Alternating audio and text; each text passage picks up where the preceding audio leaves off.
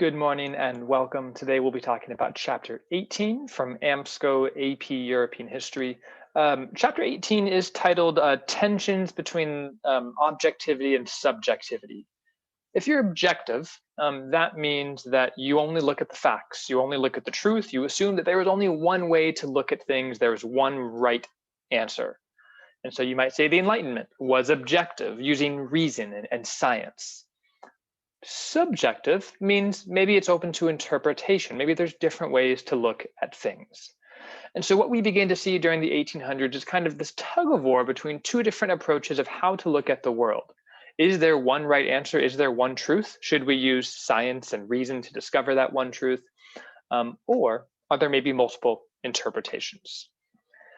And so as we begin to explore, I've kind of got my notes set up this way with the context of the time period of the 1800s, and then these three different approaches of Romanticism, Realism, and Modernism that we'll tackle one by one.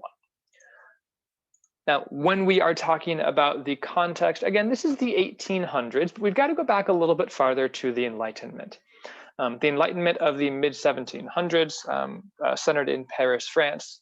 The Enlightenment has a huge emphasis on logic and reason and being rational.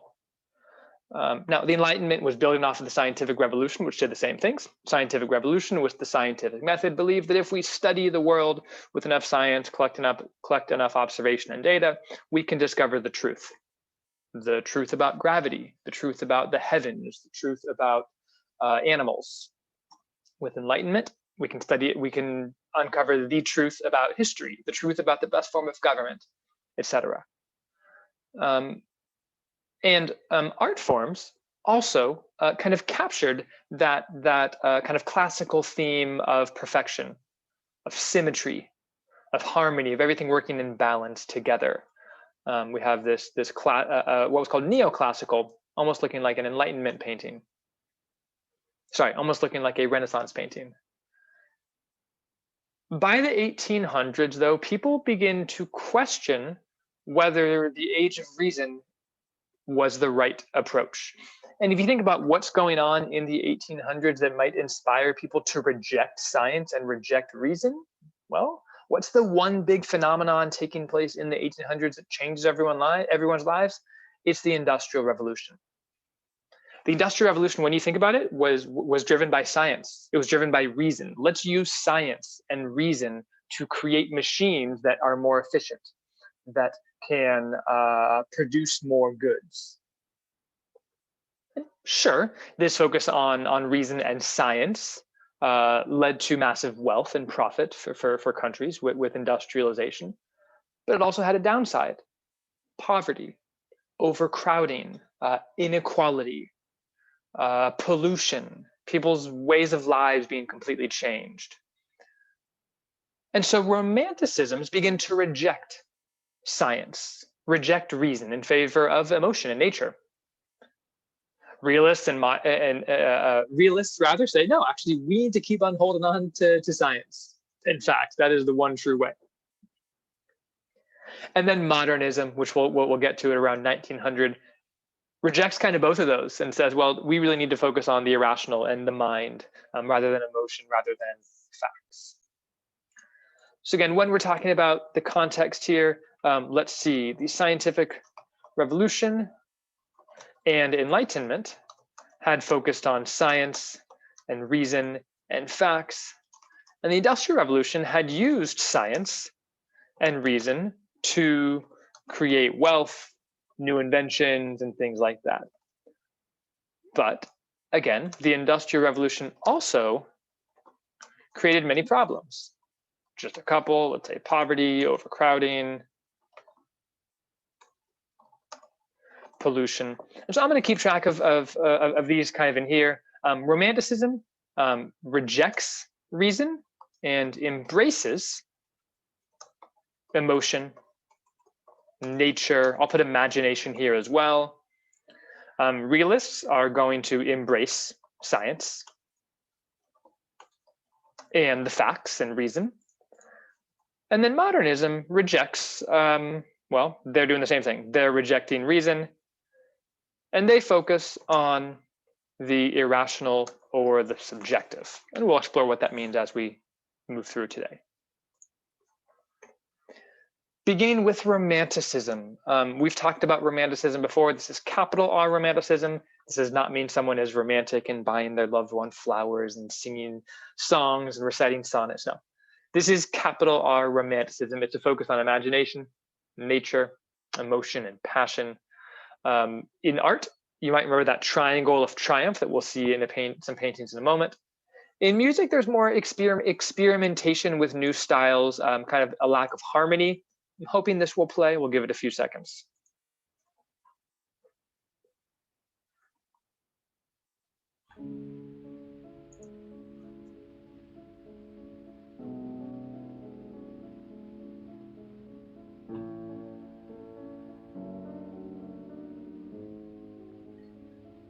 Listening to Piano Sonata number 14 by Beethoven, you can feel the emotion. You can really feel his anguish or grief or sadness.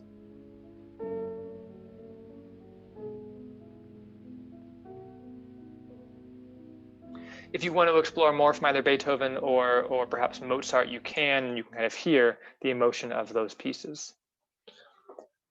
So there's Romanticism in art, paintings. There's Romanticism in music. There's also Romanticism in literature. It's a little bit different. It's more focused on individual heroes and individual struggles, I suppose. So some of our examples, and I'll just write down these key terms here. Wanderer Above the Sea of Fog by Caspar David Friedrich from 1818. We've looked at this one before. Not a city in sight, not a smokestack or factory in sight. Instead, he is just lost in nature, looking out over this vast, untouched wilderness. And so you can see the embrace of emotion, this embrace of nature. The fact that we can't see his face allows us to almost insert ourselves into him and imagine whatever we want to imagine. Harkening back perhaps to a simpler time before industrialization destroyed people's ways of lives. And then Liberty Leading the People by Eugene Delacroix, 1830. This one definitely has that triangle of triumph where you focus with, death and destruction and devastation. But at the top, there's victory, there's triumph. There's individual people achieving their goals. And that's one of the big ideas of Romanticism, of individual heroes. This painting, you can see the emotion and the passion of the people. But you can also see how Romanticism was oftentimes linked to nationalism. Nationalists, like the French people when they rebelled in 1830 and 1848, oftentimes employed or took advantage of romantic paintings and romantic themes to get their ideas across. Liberty, carrying the tricolor or the French flag, fighting for French nationalism. So let me add those two examples here real quick. We have Wanderer Above the Sea of Fog. You can add some examples there. We also have Liberty Leading the People. Again, you can add some details there. And then two examples of books. Actually, I'll add Beethoven here as well. And I'll say Piano Sonata number 14 if you want to listen to it. Two books, Frankenstein by Mary Shelley and Les Miserables by Victor Hugo. I'll talk about Les Mis first because we did watch the video clips of that a couple weeks ago. Les Mis was a story of the Revolution of 1830 and 1848. Les Miserables, which literally means the miserable in French, was a focus on the common people of France, not the powerful and the wealthy, but the soldiers and the prisoners and the workers and the prostitutes in one part of the story. So Les Miserables focuses on common everyday people. And one of the themes that we see in romantic literature is the individual hero. That one small, lowly person who can rise and triumph against all odds. We kind of see that with Liberty Leading the People as well. So we've got Les Miserables, which is kind of celebrates the individual hero. And then we have Frankenstein by Mary Shelley. Mary Shelley was a teenager when she wrote this. She was married to an incredibly famous poet, and she entered a contest to see who could write the scariest story. And as I want to say 18-year-old, she wrote Frankenstein and won the contest. Now, Frankenstein probably doesn't sound very romantic at first glance, but when you dig into the classic story of Frankenstein, a man, Dr. Frankenstein, creates a monster. And that monster destroys and kills everyone. To borrow a line from Beauty and the Beast, it's a tale as old as time. Think of Terminator and all of these other stories in our culture of man creating computers or man creating a monster, and then those computers or those monsters destroy us. That's Frankenstein. Now, how does this fit into Romanticism? How does this fit into the context? Well, okay. Frankenstein is about one man, one doctor, thinking that he can create life, thinking that he can use science and reason to create life. And what is that? What does his creation do? Well, it kills him, it destroys him. And so Frankenstein most likely was a metaphor for the dangers of science. The dangers of, if we are using science and reason to try to create all of these inventions and whatnot, eventually those things are going to kill us all. Think about industrialization. We have created all of these incredible inventions. Sure, great, but they're destroying our livelihood. They're polluting our water and our skies. And so we are our own destruction, perhaps. And so Frankenstein kind of focuses on showing the dangers of science. And so Romanticism, again, is all about rejecting science, rejecting the Industrial Revolution in favor of emotion, nature, imagination, and the individual hero, who the individual got kind of lost with industrialization when they were just a cog in the machine. Now, a very different artistic approach was realism. Realism was basically, well, they are rejecting Romanticism. They're saying, no, you all with your emotional, romantic, imaginative, passionate ideas, you all are silly. That's not the way to go. The real way to do it is to focus on science, to focus on reason, to focus on the facts. Industrialization and science are wonderful things, and we should embrace those things. So they're embracing science and reason, they're rejecting Romanticism, rejecting the fantastic, and focusing on the, well, on the realistic. So we've kind of already got here embracing science and facts and what's realistic. Now, we see a few different approaches here before we get to the art. First, we see a historical approach. Karl Marx, who wrote the Communist Manifesto in 1848. What does Karl Marx do? He studies conflicts throughout history. And he begins his Communist Manifesto by writing, the history of all hitherto existing society is the history of class struggle. He studies conflicts throughout history, and he comes to the conclusion that every single conflict has been a struggle between the powerful and the weak, the haves and the has-nots, the upper class and the lower class. Every single struggle has been a conflict of class. And so his solution then, okay, if we want to solve war, get rid of conflict, well, if every conflict is caused by the powerful and inequality, let's create equality. Let's get rid of social divisions, and then we'll have no more conflict. That's Karl Marx using a scientific, using a rational approach to history to attempt to improve society. It's the same thing the Enlightenment did. It's the same thing Voltaire did when he said we should have religious toleration, because religious toleration has never caused a war. It's the same approach that Baron de Montesquieu used when he said we should have a separation of powers to prevent one group from getting too powerful. Karl Marx studies history, and he comes up with a logical, rational solution. Let's get rid of class divisions to prevent war. Now, that will be a controversial idea, but he's using a logic and reason. So Karl Marx studies history, and he realizes that class struggle or class division have always led to war. So we need equality. We need no divisions. We need communism to solve those conflicts.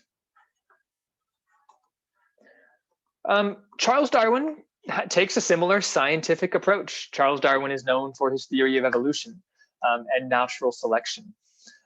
Charles Darwin traveled around the world, but most famously to the Galapagos Islands off the coast of Ecuador, where he studied finches and their beaks. I'll show some photographs of that in a moment. So Charles Darwin uses science to create his theory of evolution and natural selection. He's focusing on evidence, focusing on the facts. He doesn't care about how he feels. He doesn't care about religion. He cares about what do the facts say.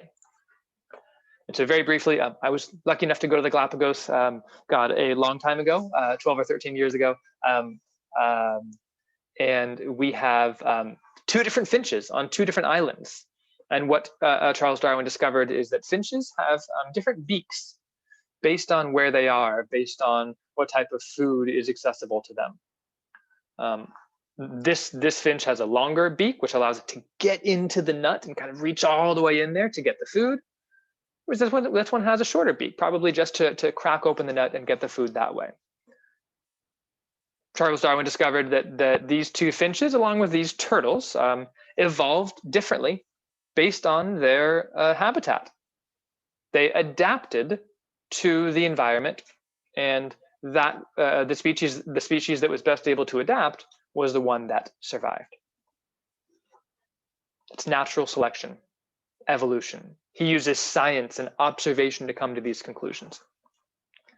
Quick side note, this is Lonesome George. He was the last turtle of his species. He was 150 odd years old. He refused to mate with another turtle. He died a few years ago, the last of his species, which is kind of sad. Anyways, some examples of art. Stonebreakers by Gustave Courbet. Again, almost looks like a photograph, incredibly realistic. Focusing, there's no notion of emotion, there's no passion, it's just everyday life. And The Gleaners by Jean-Francois Millet. Again, pretty realistic painting. There's nothing imaginative or passionate or emotional about this. It's just a focus on what life is really like. And so I'll add here that art focused on the reality, everyday life, workers, not some fantasy, not some passion, but just the way things really are. So you have 2 totally different approaches here. Romanticism embraces emotion. Realism embraces the facts and science. The last approach we have here is realism, modernism, sometimes called the irrational, which we'll see down here. Modernism is basically the notion that, okay, reason isn't going to get us anywhere because reason's going to tell us that there's one true answer. And modernists don't believe that there is one true answer. They instead believe, well, first, humans are irrational. Humans do not make rational decisions. We are monsters, we're beasts, we're savages that are driven by impulses and subconscious desires. And so we need to understand how, not necessarily how our brain works, but how our, what Freud's going to call our id, our ego, and superego, how those different parts of our subconscious act and operate. And then artistically, they would focus on the subjective. Objective means there's one right answer, using facts and emotion. Subjective means things are open to interpretation. It's abstract. And so we'll see lots of kind of experimentation with art. First, we have Water Lilies by Claude Monet. One of the trends that you'll see, I'm going to go back real quick, one of the trends that you see in modern art is really kind of experimenting with light and color. And so water lilies, you can see that. This is a painting of water lilies in a pond and the reflection that they cast upon the pond. And you can see him, Monet, experimenting with shade, with color, with patterns, with how the light bounces off of the water. Another famous one, Starry Night by Vincent van Gogh. Again, this is not how the skies really look at night. If this is what you see when you look at the skies, you need to lay off, the recreational drugs, I guess. This is a subjective interpretation of the night sky. Van Gogh is experimenting with shape and color and light to create something that is more abstract and perhaps more open to interpretation. And then we finally have Les Demoiselles d'Avignon by Pablo Picasso, which means the woman or the prostitutes, I suppose, of Avignon. An example, or an early example of Picasso's Cubism art. You can see the geometric figures that make up this painting, circles, triangles, rectangles, things like that, some diamonds thrown in there. This is not how women actually looked. This is taking a more abstract approach to art. Modern art, again, was more abstract. This is not really how things work. This is not really how the skies look. This is not how water lilies look. It's taking a more abstract approach to art, which allows the painter to inject his interpretation of the world into the art. And it also allows and opens the door for the viewer to interpret the painting how they want to. What you see in the water lilies might vary from your neighbor. What you see when you look at the starry night might vary from a neighbor, etc. So it's rejecting reason, rejecting science. There's not one right way to see things, but rather open to interpretation. And then Guernica by Pablo Picasso, another of his Cubist masterpieces. We might explore this more when we get to the Spanish-American War. But this Guernica was a town in Spain that was bombed by the Spanish government, or by the Spanish military, I suppose, that was overthrowing the government.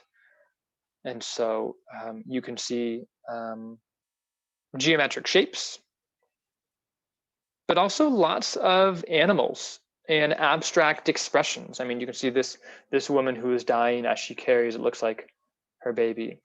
You can see a hand reaching into this room of devastation and death with a light, perhaps saying that there is hope if we can work through this struggle. But again, the struggle is all around us. And so let's throw some of these examples here. In art, there's a focus on, or rather it depicts, I don't know, the world in an abstract way. And it oftentimes plays with light, with shapes like cubism, with color. And then I'm going to list all of those examples. You can write down just a couple of them. Water Lilies by Claude Monet, Starry Night by Van Gogh, and then Guernica, and also Les Demoiselles. I'm probably misspelling that because I don't speak French, by Picasso.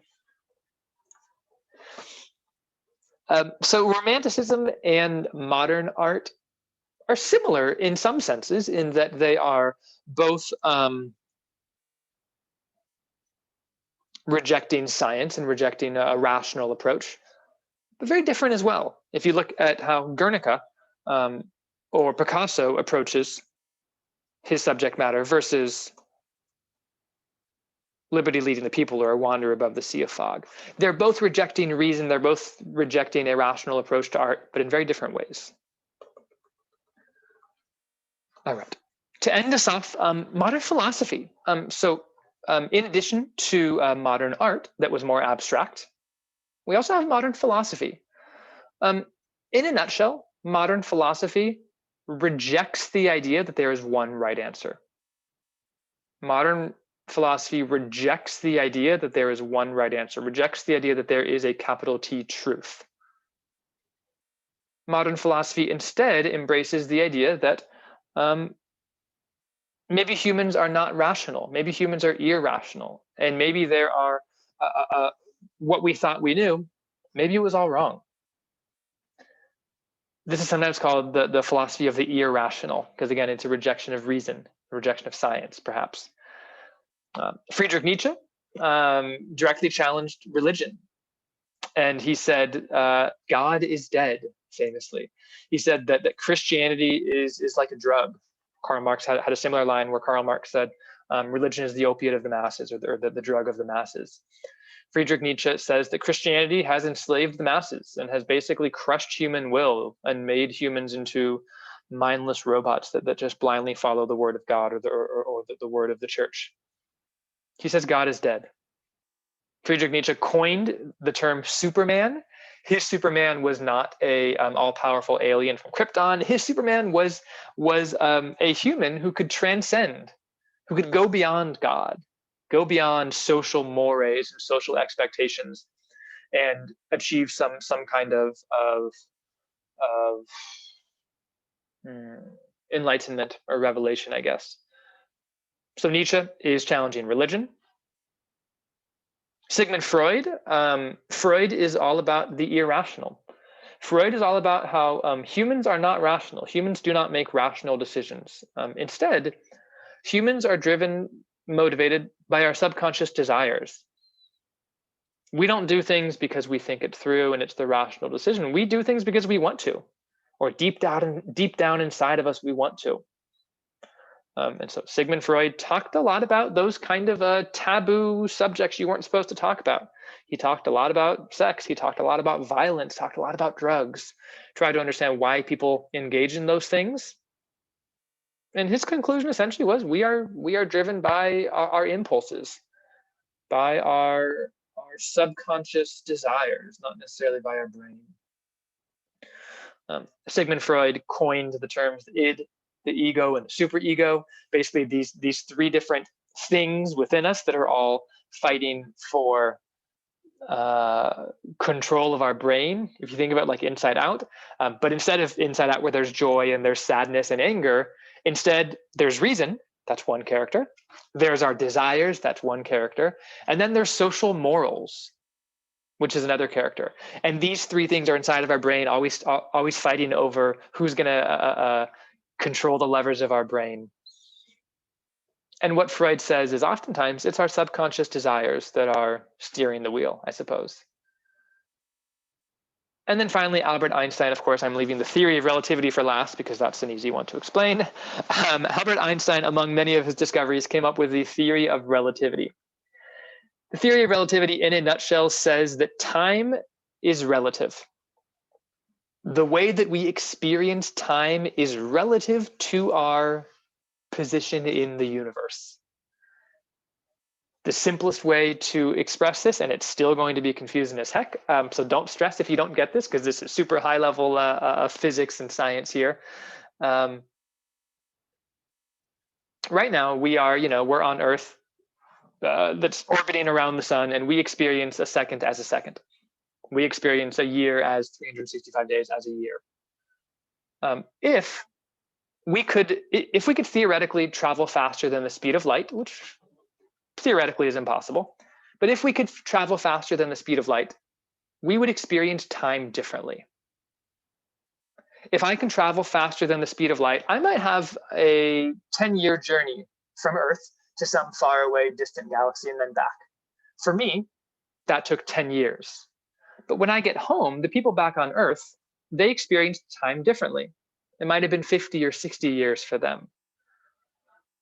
This has inspired so many classic science fiction tales. The best, I think, is Interstellar, which was a science fiction film by Christopher Nolan, that talks about the theory of relativity. There's there are characters who age differently based on where they are in the universe. The science of that, your mind might be like really struggling trying to process what the heck I just said. And so don't worry too much. The big idea of the theory of relativity, though, is the notion that even something as simple as time is not real. Time is a social construct. It's created by man. And the way that one person perceives time might be different from somebody else. Again, this goes along with the whole notion of modernism. There is no truth. There is no one official fact, but rather it's open to interpretation.